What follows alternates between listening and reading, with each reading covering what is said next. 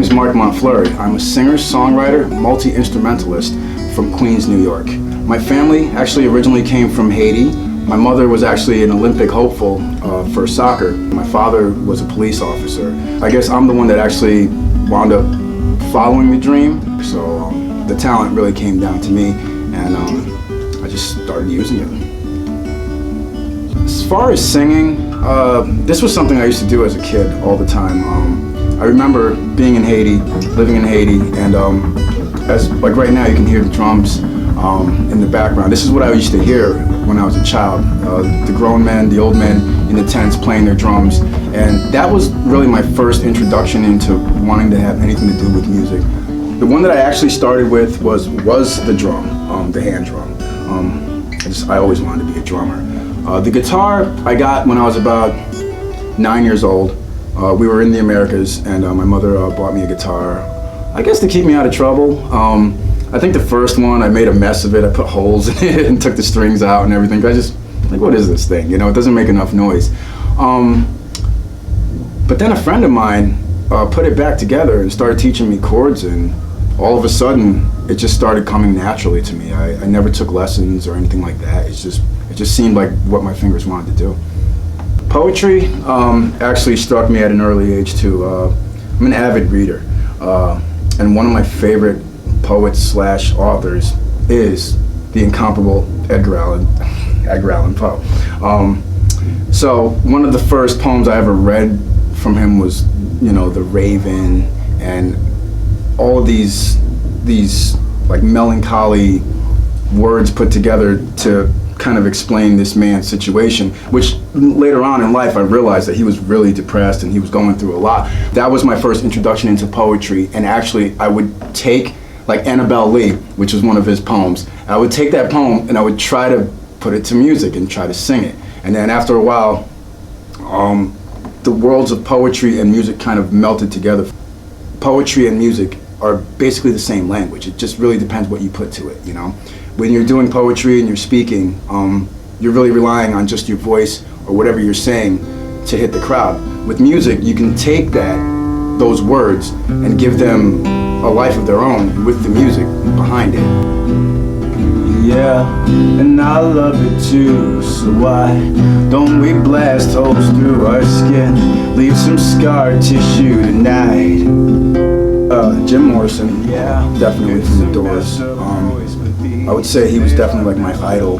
I believed he was doing exactly what was happening in my head. He was taking poetry and songs and, you know, kind of commercial type, you know, music with his band and putting all together into something that was completely different. Ooh, open mic. The experience with that is wonderful, I think, because you get to see a bunch of different artists in the rawest form possible, because half of them probably have never been in front of people before, and the other half may have, but they're testing out their material in front of a new crowd, sometimes every night.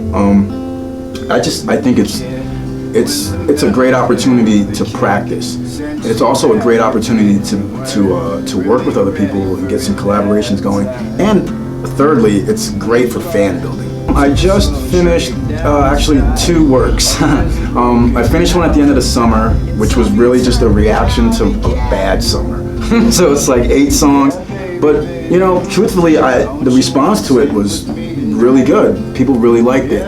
I'm currently just wrapping up another project, which is called A Bag of Shadows. This is more on a hip-hop poetry note, and so we're putting out the album, try to get some radio play, and gonna get a video done and see what happens. It's a tough balance because, so you're doing your 9 to 5, you get home, you're too tired to work on your art. I had to consciously tell myself, okay, I'm gonna go to this job and I'm gonna make things beautiful for them. So I need to do the same thing when I get home for myself. And it was a battle. It took a long time. You have to carve out time for yourself, but that's the only way that I could do it. It's just telling myself over and over again that I need to do this. Spare time, I spend most of that time in love.